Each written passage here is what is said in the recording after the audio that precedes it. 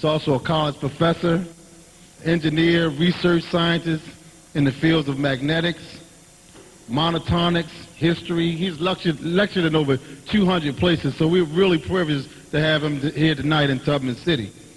Some of his topics have included UFOs, cell phones, EFI waves, terrestrial aliens, inner Earth beings, and is also #1 on the government hit list. So you know he knows some stuff anytime the government is behind him. Well, without further ado, I'm not going to take up plenty of time because we're running short, but I would like to bring on Dr. Blair right now.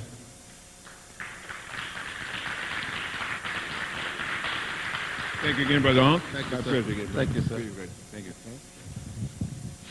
Hi, folks. How are you?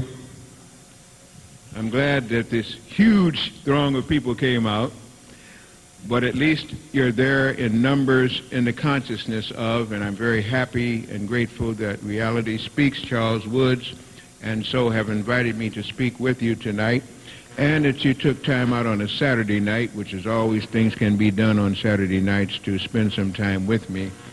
I want to really go over two different sections, and because of the nature of what has happened here already during the earlier part of today, I'm going to skip some of that. But what I will do, if I skip over too much, and if there's some things, since it is a fairly small group, that we want to go over, I'll turn it over, given the time, maybe for a half an hour of Q&A, or questions and answers, in which that way we can begin to make sure that the salient points that were not covered will be covered.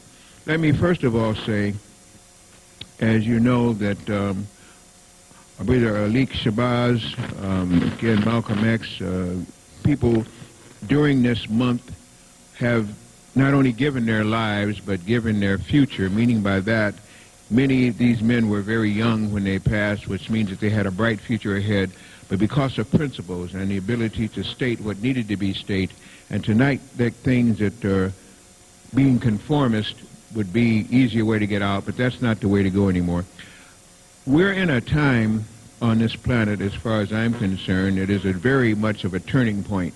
This planet has gone through a lot of changes over the millions of years in which intelligent life has been upon it, and I know that might come as a shock to some of you, but it's the only conclusion that I have reached.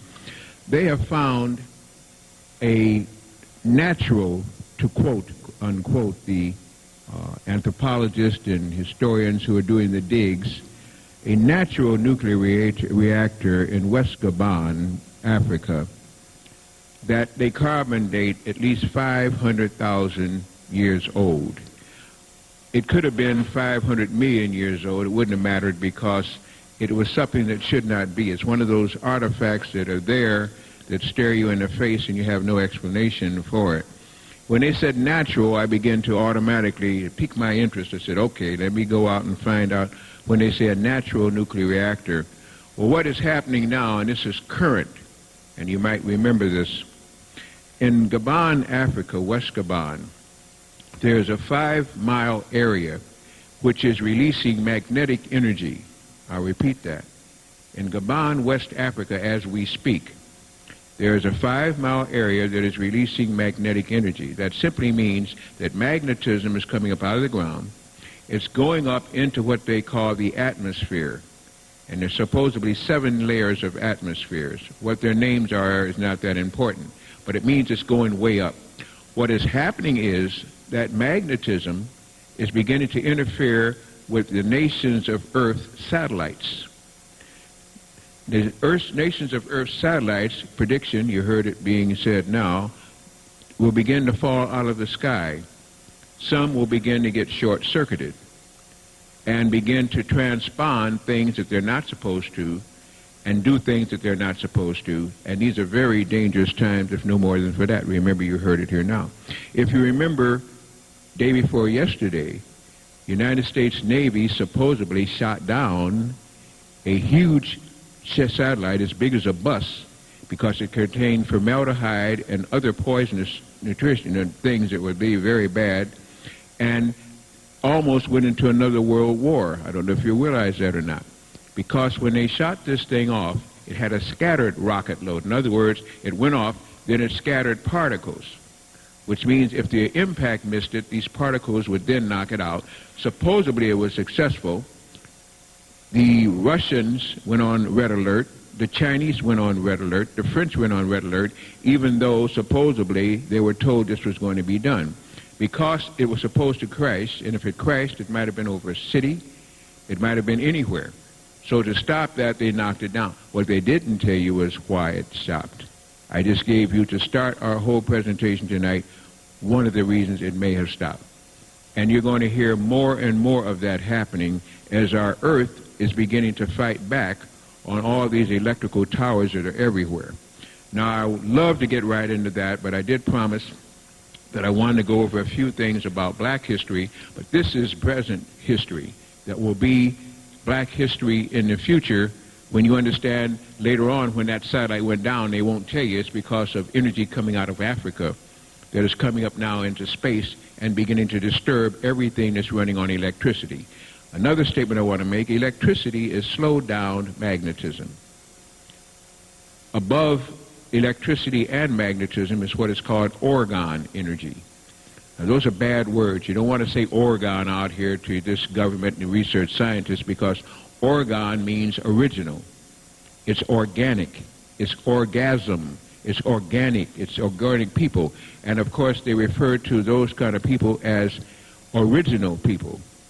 And what the last thing they want you to understand is who the original people are, and why the original people are, and where the original people are, and when the original people came.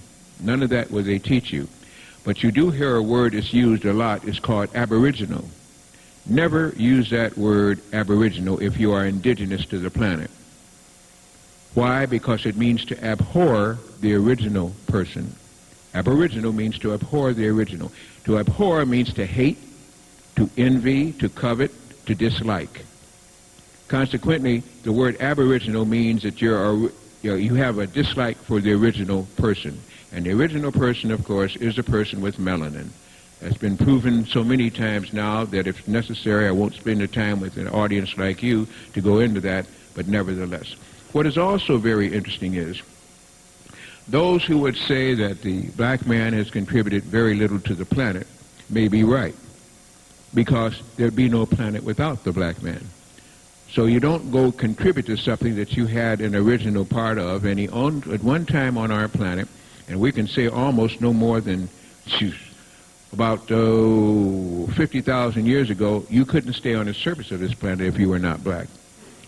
Because if you were not, and you were exposed to the radiation fields that were here, you would die. It's just that simple. And whole races of people have died off anytime there's what they call a sun reversal. This is why it's been called sons of the sun. People who can live under direct sunlight, which that's off 12 rays, from infrared to ultraviolet, and if you can take those rays and not have your inner organs interfered with, not have your brain cells interfered with, not have your reproduction cells interfered with, your immune system interfered with, and more than that, not being able to work through what they call the hypothalamus, a part of the brain that has two organs up there, two glands really, the pineal and the pituitary. We're taught in school, at least I was, maybe you had a misfortune that you didn't get miseducated as they made me, where I had to turn around and relearn everything that they taught me the wrong way in order to go the right way. The pituitary gland, they say, is your master gland. It controls all the functions in your body. I say nothing could be further from the truth. Your minor gland would be your pituitary gland. Your basic gland is your pineal gland. Some people call it pineal. I understand it's pine cone shape, called pineal gland. The pineal gland is the gland that produces melanin. And wherever you have melanin in your body, you're going to function differently than a person with little or none. And the grade of your melanin will help you to do things that other people can't. And when you're beginning to function with your melanin, then you can begin to adapt to magnetic fields. Here it's broken down. I'm giving it to you a different way now. Magnetic fields, electrical fields, and orgone fields. Without that, you cannot adapt to all three. You may adapt to one, the lowest of all, electrical fields. Our problem here nowadays is ELFs. And I'm not talking about the one in the hollow earth. I'm not talking about the one in the fairy tales, because elves, not elves, are killing you. Elves is extra low frequency, which is electrical propagations, electrical energy. That is what short-circuits you. That's what's causing you to AIDS. That's what's causing your cells to AIDS. That is our biggest problem here, and they're building up more and more towers everywhere. And the more towers go up, the more it's going to short-circuit anybody with an active pineal gland, and it's only going to be melanated people that can get through this, and even they now are being attacked with the shots and AIDS and all these other things, which we will also get into too. Setting the stage for some obviously broad coverage that we're going to do.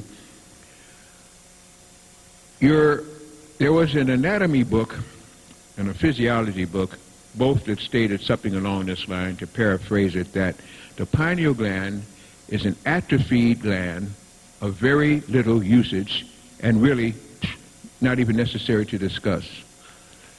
That meant that the biggest, strongest, most powerful gland in an operating body that we're now in is of very little usage, and possibly, in many cases it is, because it calcifies.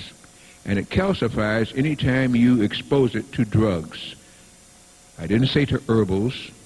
Anytime you expose it to allopathic, pharmaceutical drugs, you're killing and causing a war with your pineal gland.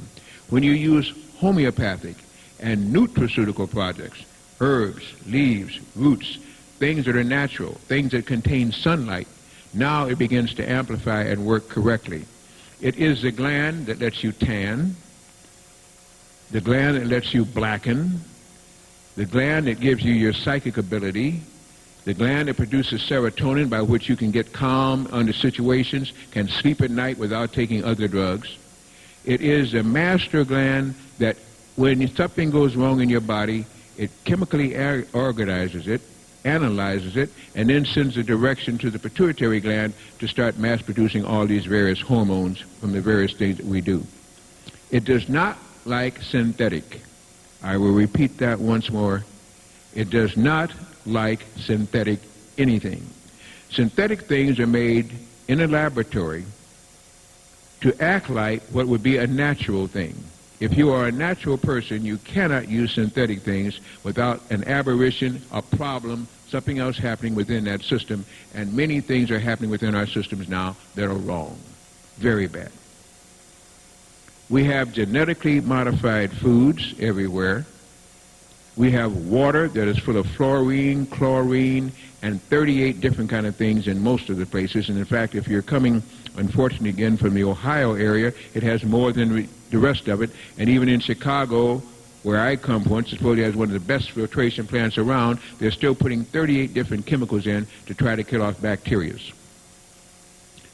You have depleted uranium being given to soldiers, sailors, Marines, armed forces personnel over there fighting in the Iraq, Middle East, which, by the way, is innocuous because the Middle East is where ancient Mesopotamia I was, where Sumer was, and here you have the brethren who are supposed to be coming over there to start unlocking time locks, to come over there to get in tune with the planet, over there killing each other, blowing each other up, being bitten by crabs on the desert crabs and stuff, being given 34 shots before they can return, taking them out of the picture forever, messing with their reproductive organs, their brains, over there fighting a war that is not even existing because of a population who's trying to eliminate them, and they don't get the picture. What you understand is the irony of what's happening on this planet this time is almost insane. In fact, as the brothers say, Brother Ludicrous, it's not only insane, it's ludicrous. It's past belief on what is happening now to the young people's minds, the old people's minds, and the minds of those who are supposed to be awakening, trying to put it back into a deep coma. I want to go in with that one, but I do want to get back into this Black History portion because this is Black History Month, and I deal with Black history all year round, not just for this month. But I want to go over some highlights of something you usually don't see. Everybody right now is into Obama land. May I see your hand if you're now into Obama land? Don't think about it, just be honest. If you're into Obama now, lift your hand up. Let me see it. Okay, that's about a third of the audience. You're into Obama land, either good or bad, because you want to see a black man become president of the United States. And you want to see what can be done under a free election system. And I don't know when that's ever going to occur here anymore. I guess there might have been a time it was. It's surely not now. Because as you will find out when the Ohio votes come in there again, Hillary will win, simply because they steal the votes out of Ohio. That's where the D-vote machine is manufactured. And whether the Republican Party person there stated that they would do anything to get Bush elected the last time, he was not elected in the first place, but selected. So anytime you do touchscreen black box voting, you control the votes, because whatever goes in, I can program a box to do that. And if I can do it, I know a head of people or a team of people can do it anyway. So again, you probably will still not get a honest selection, because you didn't select these candidates. You're only going to vote for them if they allow you to.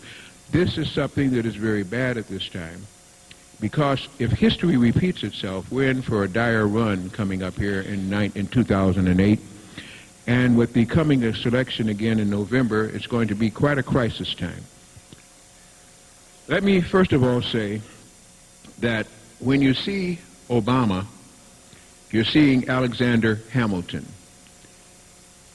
Raise your hand if you remember anything at all about Alexander Hamilton. Let me just see your audience here if I can. Anything about Alexander? That's a few of you, not many. Alexander Hamilton was Secretary of the Treasury back in the 1700s, and Alexander Hamilton was a black man. Now, when you read the history books, he was Secretary of the Treasury, and if you see on your $10 bill, you see a caucanized, Caucasian-looking person with long, flowing hair, and so on and so forth. Actually, Alexander Hamilton looked much like Brother Obama to be his brother. And I have a picture which you can appreciate from here, and I didn't bring my slides. I didn't do that. I didn't know I had that privilege again. But you will see it. I'll try to make some copies before I leave town if possible. If not, you can write to our center. We can give it. This is a picture on your right of Obama, or I'm sorry, Alexander Hamilton. And a picture of Alexander Hamilton as they want you to think he looked. And if you look at him as he actually looked, you will see he looks so much like Obama, it's a shame. And Hamilton was killed in a duel with Aaron Burr. The real reason was because they didn't like him, because he was controlling the currency, trying to set the United States back on a gold standard, had a lot of influence in politics, and was going nation over the seas, and many people were respecting him. Consequently, they offed him, supposedly with a duel over a woman. And this is the one that one. The same thing could happen again in history if it goes away, because they look too much alike. Nobody's made that comparison, and it just opens up the box for many other comparisons too. We've already had 6 black presidents. 7 if you include John Hanson, who was president before George Washington. So when you're teaching in school that the first president of the United States was George Washington, that's a big lie. He was president of the Continental Congress, and this is when the indigenous people here were teaching them how to run a country. And one of the most indigenous people they could find, of course, was John Hanson, who was re-elected twice, which means if you want to say he served 2 terms, you can almost say we had a president before George Washington that was black 2 times. There were 7 people elected during that particular time. All of that has been erased out of history, and therefore we start off with the first lie in misnomer that the first president of the United States of America was George Washington. It was not. Under the Constitutional Congress, it was John Hanson. But then we've also had others who were presidents of the United States, and their history is vast. I have a tape series that is called, I'm very proud of it. It took me 18 years to get it together. You can buy it off of the internet. I didn't bring some of them. I brought all of them. I brought some of them. It goes back at least 500,000 BC, and I have to entitle it Undocumented History, in which you will see that the history on this planet goes back much further than they're talking about. But even in so, when we're now looking at least talking about presidents again, we've had 7 if you're going to include John Hanson, 6 if you're not going to include him. One was Thomas Jefferson. He was part Indian. He really knew this and never denied it too much again. And, of course, his wife really, without marrying her, was Sally Hemings. And if you read about the whole story of Sally Hemings and what happened there and how, again, they were lovers on the side, if you will, that takes care of it. It could go much deeper than I do on the tapes. Another was Warren Gamil Harding. And Warren Harding, of course, also had a wife on the side called Dora Wilburn. His mother was Elizabeth Harding. His mother was Elizabeth Madding until she married a Harding. She was already, again, a mulatto, if you want to call it. And his great-grandmother was Elizabeth Harding herself. So you had Elizabeth Madison and Elizabeth Harding. One of the books by J.A. Rogers, a person who was supposed to be unlettered, and I learned more from him than I did from most of the professors that chose to teach me black history. And this is a picture, although you can't see it from there. It shows, again, Warren Harding's father, and you can see he's a very definite black man. Warren Gamil Harding, of course, then was a black president. If you want to say Negro, I can't deal with that either because I don't know what a Negro is. So consequently, we just say he was a person of African ancestry, or at least a person who had melanated blood, if you would. We also get into Calvin Coolidge. Nobody likes to talk with that one too much, but he was an indigenous. He was part Blackfoot and part Cherokee, and many say that he was part of the Menominee tribe. Well, the reason why they say Menominee, that's just a way of evading it, is because amongst the Menominee you can get somebody looking as white, all the way down as black and black. The Menominee are mixed indigenous people. How they got that way is a long story. That's very metaphysical, but that's what you can find amongst the Menominee. You're really just saying, well, I don't know, so therefore we'll give him a title of that. And of course, their names are not Indians because Columbus thought that he went to India. So even the people, and I've taught at some of the American Indian school there for a while, it's another one of the things the Creator has had me to do, they don't even know what to call themselves. They still call themselves Indians. They were never called Indians. They were called by the tribe they were, or indigenous. And as I say again, never confuse indigenous with aboriginal. One is a curse, the other is a blessing. Don't make the curse into a blessing or a blessing into a curse. Separate the two. Calvin Coolidge, of course, started what was called the Nordic Society. We've mistaken things now. Every time you say Nordic, you're thinking in terms of people from Scandinavia, Ukraine, up in the Netherlands, and like that. That is not the truth. Nordic does not have anything to do with the race.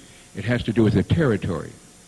And in that territory, you will find people that look certain ways because most of our history books are history books, and ours is a mystery book. So consequently, if you were here earlier and understand the Mooney twins, who I know very well covered some of that, so I won't again because there's so much more I can talk about. But let's just say simply, the mystery of a history is where we have our problem. His story really started about 1909 at the University of Chicago, over there when John David Rockefeller advanced an institution and started what was called the Oriental Institute, and it was a mandate because of the people that he was part of to change everything in history and have any published works, any professors that got degrees to have to go through that kind of a qualification period and start to teach a lie, which begins to be the truth. There are people, I live in Chicago, I'm not too far from the University of Chicago campus.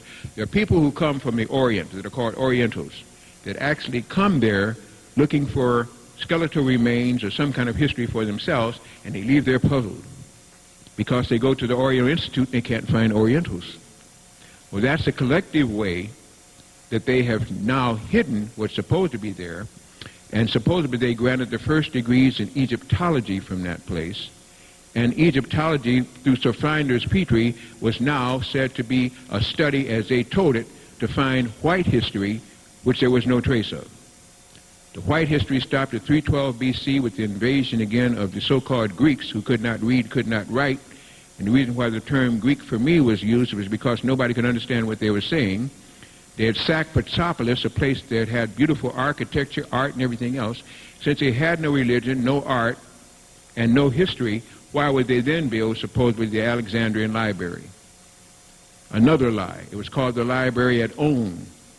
Not only did they not build it, it was all they could do to maintain it, and it took them 3 generations in captivity, more or less, because although they conquered the Egyptians, they couldn't do anything else, they couldn't learn, to finally get somebody intelligent enough to could begin to learn to read and write. Yet we talk about the ancient Greeks and how great they were. The Library at On, which is a teaching center there in Lower Memphis, was where people from around the planet went to study. They had biology. they had history, they had zoology, they had a basic physics. Of course, at that time was metaphysics. They had astrology. Astronomy is very new. Tries to put down astrology, and astrology was taught before astronomy was ever even born. And right now, of course, they're still making mistakes, as you understand. They just took another planet away from you. So if you're into astrology now, you don't have Pluto anymore because they just told you it didn't exist. And just like they make it exist or not exist, so have they done most of history that you're used to again. But let me not digress. Let's go on again. Andrew Jackson was the hardest one I had in trying to research. I had heard rumors through J.A. Rogers and other scholars that I went to school with. So I I got on the radio and almost got in trouble with that one, so it made me just study some more. I don't give up easily. I'm pretty tenacious once I get the scent. And I had the scent there. So what I found out was that Andrew Jackson was born on the Crawford Farm, which was in Virginia, and he was born 14 months after his father died.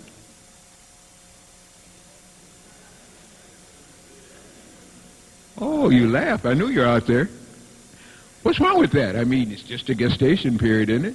14 months after your father dies, you're born, right? There were no white men on the farm. And his oldest brother, Hamilton, was sold as a slave, which later on he had to free. Both had the same mother and supposedly the same father. But then I did even more research because they got on my case about it, and I found out that in Ireland he was part of the area where the black Celts live, the black Irish. Black Irish are just that. They're very dark-skinned. They live near the water area again, and they're called black Irish because of that. So I have to definitely include him now, and I don't back off of that. Another, of course, was Abraham Lincoln.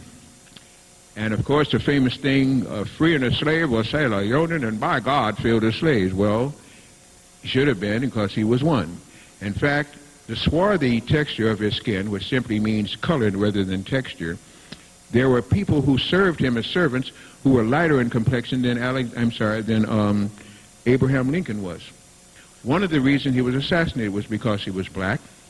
But that's not the only reason. He tried to set the United States back on the gold standard. Kennedy made the same mistake because of what they call the globalists in the Federal Reserve. You just don't do that, but that's another whole story. But he actually married Nancy, let me just get to the point because I spent a lot of time, I did a lot of research on that. He married Nancy Hanks.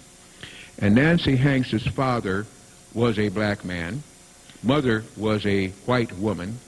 But Abraham Lincoln's father, who was Thomas Lincoln, had married Nancy Hanks, therefore automatically he had to be part black or part African or swarthy complexion, whatever you would.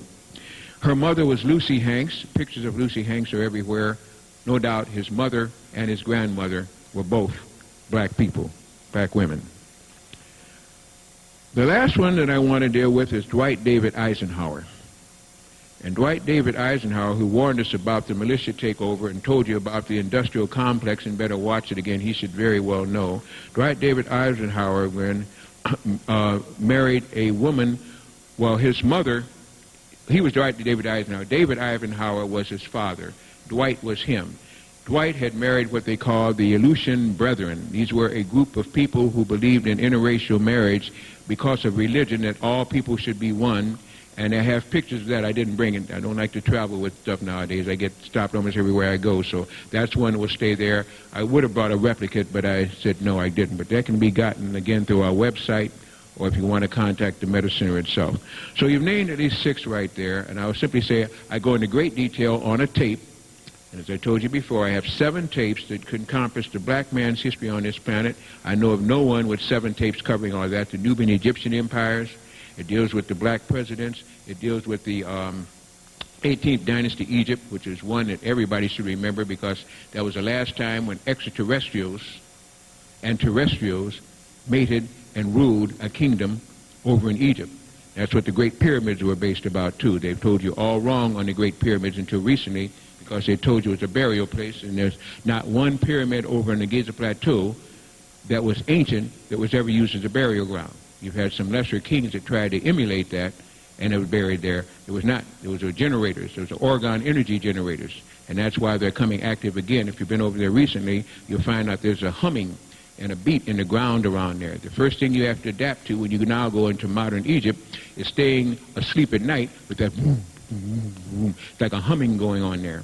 If you remember, Andre Sawas over there, who is a curator, has built a wall around some of that area because they're still doing research now because they don't want you to understand the following thing. Granite structures, which contain piezoelectricity, and pyramids around the earth now are beginning to give off a resonant, a hum, a vibration. They're tuning into the new planetary vibration, and they don't want you to understand that. That's why now crystals are hard to get. Try to get some good crystals nowadays, big ones, and watch what you have to go through, especially if you get a bunch of them, because they now can generate that new energy, which can be very helpful to you if you understand how to use them, and they don't want you to know it. But granite, pyramid-shaped structures around our earth are beginning to give off a humming, vibrational resonance. Birds can hear it, animals can hear it, you can hear it too if you have melanin, and if you can get the drugs out of your system, you begin to feel it. Also, people now that have melanin can feel a tension and a higher vibration. It's like an uneasiness that's going on. People say, well, can't you sense it? Well, if you don't have melanin, it's hard to sense anything. This is where the problem comes in. We have a people who are senseless when it comes to spirituality, trying to direct you, who are spiritual people having a hard time with their reality. It's a matter of what you think is real and what is a fact of what is real. And I don't mean Israel in the way I said that either. You're supposed to laugh at that one, folks. You didn't laugh at that. Wasn't too funny. All right. Any rate, when you look at the history books about religion, you will find that there have been 13 people who have led religions around this planet, all of them black, except the one that heads the Christian religion. Isn't that a statement? But it's true. All of them black. Some of the titles that they're given even means black, which is also very interesting again. When you begin to check out in history again and you find Buddha, which is supposed to be an Oriental god, Buddha, if you would. Buddha means Buddha. It's a hail the black. Buddha is woolly-haired. You've never seen a straight-haired Buddha, no matter where you went to. They all have the big hara, as they call it again, and it represents a black person leading a religion. When you begin to look amongst what would be called the Japanese, they have Zahira. Zahia and Fuhai, which are sometimes interchanged, are both black ancient gods of the people now who worship there, if you would. When you begin to look at Scandinavia, because people say again, well, in Scandinavia you can't get anything there, you have King Tyr, or the god Tyr, T-Y-R, always shown as pug-nosed, big-lipped, big-eyed, looking what we now connotate as being Negroid. And this is in Scandinavia, but you never see this again. When you go down to Mexico and you go down to some of the areas there in the, you might have called in the south of our border again, you have Quetzalcoatl and Ixtilton. Ixtilton and Quetzalcoatl always were shown as being dark with feathers showing wing flight. Either they had feathers as a headdress around their waist. Ixtilton just was shown as just a black person, period. These are two of the Mexican and South American gods, all of them, both of them, being black. If you look again at what do we call India, where you